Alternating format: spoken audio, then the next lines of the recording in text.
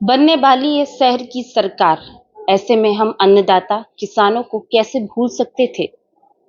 किसानों के लिए शहर में क्या क्या समस्याएं हैं, क्या क्या परेशानियों का किसान सामना करते हैं जब वो गांव से चलकर शहरों में आते हैं। तो इन्हीं तमाम मुद्दों के साथ आज हम बातचीत करेंगे। हमारे साथ मौजूद हैं भारतीय किसान यूनियन टिकैत के जिला अध्यक्ष प्रेम अतुल यादव जी। उनसे जानने का प्रयास करेंगे। सर, बहुत बहुत स्वागत है आपका। जी नमस्कार। सर, जैसा कि देखा जा रहा है 4 मई को चुनाव है, निकाय चुनाव है, तो 8 निकायों पर चुनाव होगा। मेरा पहला सवाल, गांव से चलकर किसान आते शहरों में किस तरह की असुविधाएं होती हैं? सबसे ज़्यादा सुविधाएं होती हैं। जैसे किसान रोडवेज का सबसे ज़्यादा सहारा किसान और गरीब मजदूर ही लेता है। और जो लोग हैं व्यापारिक वर्ग है उनके पास पर्सनल गाड़ियां हैं। तो बस स्टैंडों पे है, चौराहों पर पानी की सुचारू व्यवस्था होनी चाहिए। गर्मी का मौसम है, क्योंकि किसान 20 रुपए लीटर का पानी नहीं खरीद सकता, उसके पास नहीं है व्यवस्थाएं। एक एक पैसे से जूझता है किसान। और जो मंडियों में जो किसान आते हैं वहाँ भी बहुत सारी अव्यवस्थाएं हैं। सबसे बड़ी तो पानी की है, खड़े होने की है, छाया की है। और सबसे बड़ी समस्या अभी जो आ रही है, क्योंकि गल्ला का समय चल रहा है, तो भूसा किसान ला रहे हैं। भूसा अधिकतर किसानों के बाहर से लाते हैं या किसानों हैं, तो पुलिस के द्वारा अंदर नो एंट्री के नाम से रोका जाता है। वो सबसे बड़ी समस्या है। ये सोचना चाहिए शहरी लोगों को कि किसान भूसा सिर्फ रात में लोड कर सकता है, भरा जा सकता है। दिन में किसी की हिम्मत नहीं है कि उस भूसे को भरा जाए। अगर दिन में भूसा भरा जाएगा तो किसान बीमार पड़ेगा, और बीमार पड़ गया तो पूरी साल की फसल उसकी खेत में पड़ी होगी, क्योंकि उसको अपने हाथ से ही करनी है।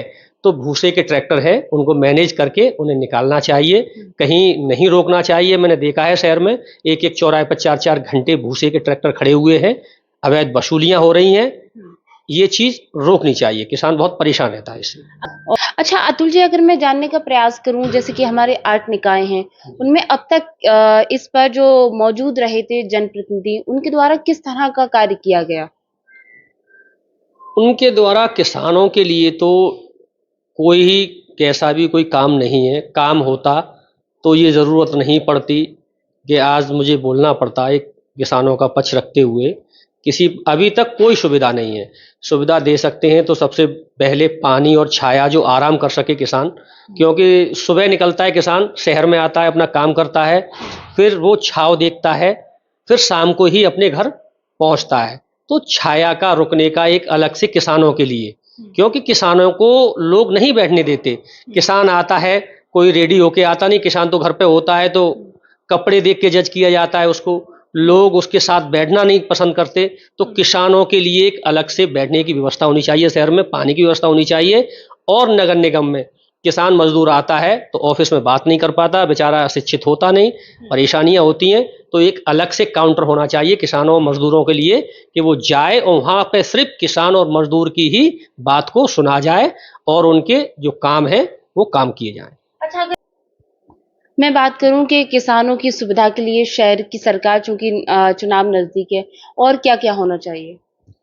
सबसे शहर के किनारे के कुछ रोड हैं, नालियां हैं, अभी ट्रैक्टर निकल रहे हैं, परेशानियां होती है। मैंने देखा है पूर्व में अभी एक जलेसर रोड पे भूसे का ट्रैक्टर पलटा हुआ रखा था, बेचारा किसान का पूरा भूसा उड़ गया और जनता की मार झेल रहा था। मुझे जनता से भी अपील करना चाहूँगा, शहरी जनता से, कि जो लोग किसान आते हैं, ट्रैक्टर से आते हैं, भूसे लाते हैं, गाड़ियां हैं, गलती हो जाती हैं, रोडों की कमी मान लें, कुछ भी भूसा वूसा फट जाता है तो उन्हें दूसरी नज़र से देखा जाता है, लोग उल्टी सीधी बातें करते हैं। तो सबसे हाथ जोड़ के विनती करना चाहूँगा, ऐसे किसान हैं तो उनका सहयोग करना चाहिए, और जो जिस परिस्थिति में वो फंसे हुए हैं उनको मिलके निकालना चाहिए, क्योंकि किसान अन्नदाता है, और अन्नदाता से बड़ा कोई दाता नहीं होता।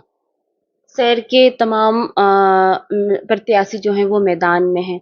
आप क्या सोचते हैं, कौन सा प्रत्याशी या ऐसा कौन सा जनप्रतिनिधि हो जो किसानों की, शहर की जनता की समस्याओं का समाधान कर सके?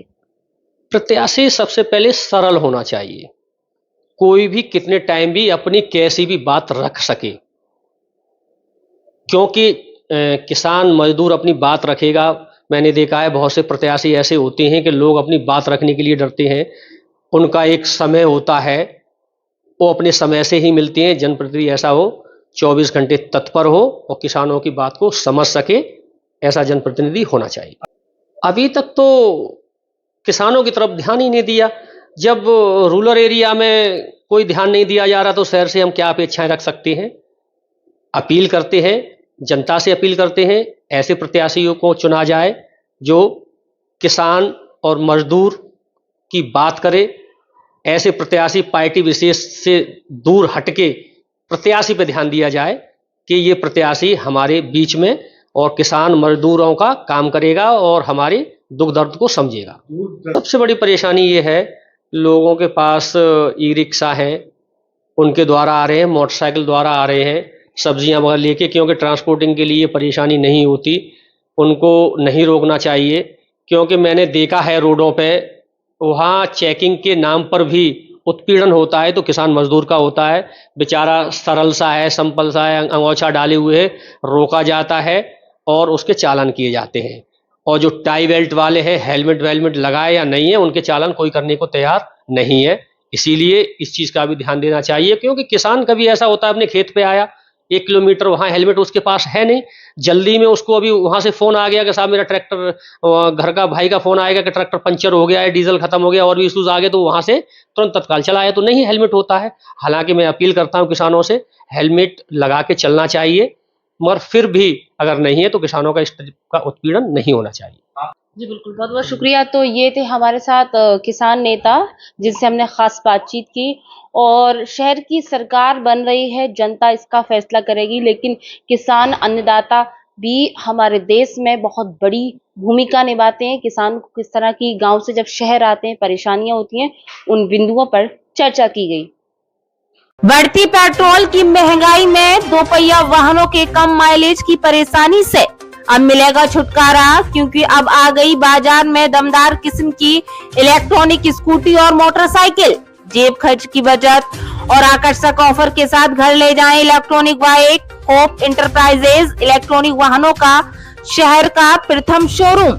शीघ्र संपर्क करें। हमारा पता नगलाबरी चौराहा, लक्ष्मी हॉस्पिटल के समीप, Firozabad. Mobile number 8439786525। Proprietor Arun Agarwal. खुल गया आपके शहर में सस्ती दवाइयों और विशेष छूट के साथ लाइफ केयर फार्मेसी। जनसेवा मेडिकल पॉइंट, होटल मोनार के पास, बाईपास, जलेसर रोड, क्लब चौराहा, Firozabad. Proprietor Yogi Sharma. Mobile number 8273080841। शहर फिरोजाबाद में शिक्षा के नए आयाम खोल रहा सर्वलाल सीनियर सेकेंडरी स्कूल। बच्चों में उच्च गुणवत्ता की शिक्षा के साथ संस्कारों का सरोकार देश प्रेम की भावना को कर रहा जागृत। बच्चों के शारीरिक, मानसिक एवं सामाजिक ज्ञान के साथ कला, डिजाइन, स्मार्ट कंप्यूटर शिक्षा का एकमात्र संस्थान सीबीएसई बोर्ड नई दिल्ली से मान्यता प्राप्त। बच्चों के लिए स्कूल का हरा भरा खुला वातावरण विद्यार्थियों में कर रहा एक नई ऊर्जा का संचार। छात्रों को लाने ले जाने के लिए वाहन की व्यवस्था। गरीब बेटियों, असहाय बच्चों के लिए विशेष छूट। हमारा उद्देश्य न रह जाए कोई शिक्षा से वंचित। प्रवेश के लिए जल्द पधारें। हमारा पता Premnagar, Dak Bangla, NS2, Sarvlal convent senior secondary school, Firozabad. Mobile number 9536046046। प्रबंधक कामरान खान, प्रिंसिपल इदराक अहमद।